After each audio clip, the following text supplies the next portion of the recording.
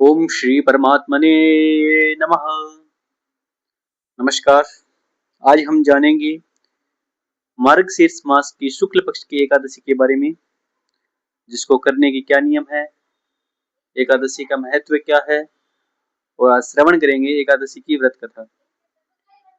सर्वप्रथम हम जान लेते हैं उसके नियम क्या होते हैं।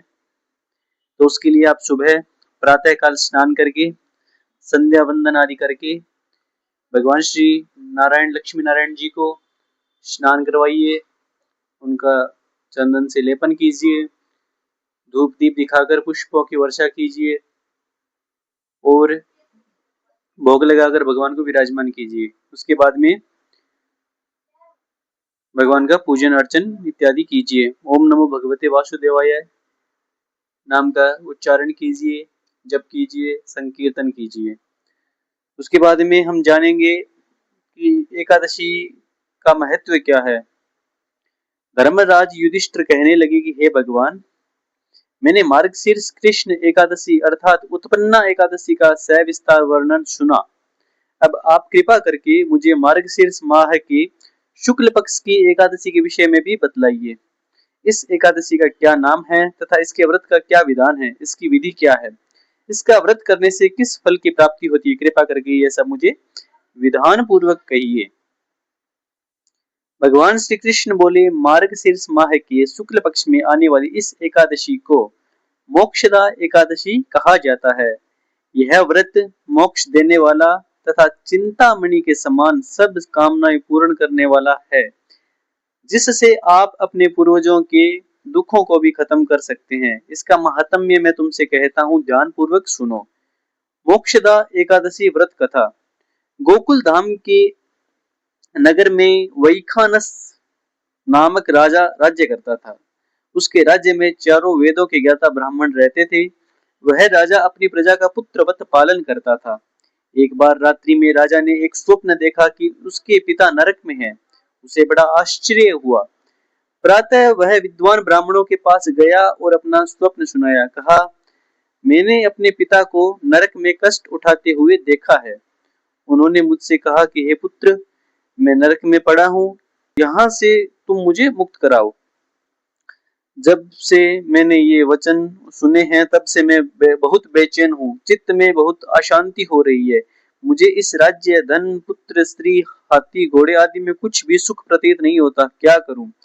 राजा ने कहा, हे ब्राह्मण देवताओं, इस दुख के कारण मेरा सारा शरीर जल रहा है। अब आप कृपा करके कोई तप, दान, व्रत आदि ऐसा उपाय बताइए जिससे मेरे पिता को मुक्ति मिल जाए। उस पुत्र का जीवन व्यर्थ है जो अपने माता पिता का उद्धार न कर सके। एक उत्तम पुत्र जो अपने माता पिता तथा पूर्वजों का उद्धार करता है, वह हजार मूर्ख पुत्रों से अच्छा होता है। जैसे एक चंद्रमा सारे जगत में प्रकाश कर देता है, परंतु हजारों तारे नहीं कर सकते। ब्राह्मणों ने कहा, हे राजन, यहाँ पास ही भूत भविष्य वर्तमान की ज्ञाता पर्वत ऋषि का आश्रम है। आपकी समस्या का हल वे जरूर करेंगे। ऐसा सुनकर राजा मुनि के आश्रम पर गया। उस आश्रम में अनेक शांत चित्त योगी तथा मुनि तपस्या कर रहे थे। उसी जगह पर्वत मुनि जी बैठे थे। राजा ने मुनि को साष्टांग दंडवत प्रणाम किया। मुनि ने राजा से सांगोपांग कुशल पूछी। राजा ने कहा कि महाराज, आपकी कृपा से मेरे राज्य में सब कुशल मंगल है, लेकिन अकस्मात मेरे चित्त में अत्यंत अशांति होने लगी है। ऐसा सुनकर पर्वत मुनि ने आंखें बंद की और भूत विचारने लगे। भूत यानी पिछला बीता हुआ समय उनका ध्यान में करने लगे। फिर बोले, हे राजन, मैंने योग के बल से तुम्हारे पिता के कुकर्मों को जान लिया है। उन्होंने पूर्व जन्म में कामातुर होकर एक पत्नी को रति दी, किंतु सोच के कहने पर दूसरे पत्नी को ऋतुदान मांगने पर भी नहीं दिया था। उसी पाप कर्म के कारण तुम्हारे पिता को नरक में जाना पड़ा।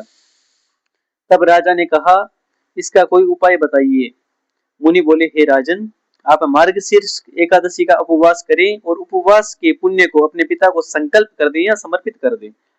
इसके प्रभाव से आपके पिता की अवश्य नरक से मुक्ति हो जाएगी।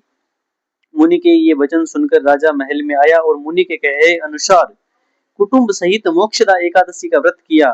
इसके उपवास का पुण्य उसने पिता को अर्पण कर दिया। इसके प्रभाव से उसके पिता को मुक्ति मिल गई। और स्वर्ग में जाते हुए वे पुत्र से कहने लगे, हे पुत्र, तेरा कल्याण हो। यह कहकर स्वर्ग चले गए। मार्गशीर्ष मास की शुक्ल पक्ष के एकादशी व्रत का जो पालन करते हैं उसके समस्त पाप नष्ट हो जाते हैं। इस व्रत से बढ़कर मोक्ष देने वाला कोई और व्रत नहीं है। इस दिन गीता जयंती भी मनाई जाती है। साथ ही यह धनुर्मास की एकादशी भी कहलाती है। अतः इस एकादशी का महत्व कई गुना और भी बढ़ जाता है। इस दिन से गीता पाठ का अनुष्ठान प्रारंभ करें और प्रतिदिन थोड़ी देर गीता का पाठ अवश्य पढ़ें।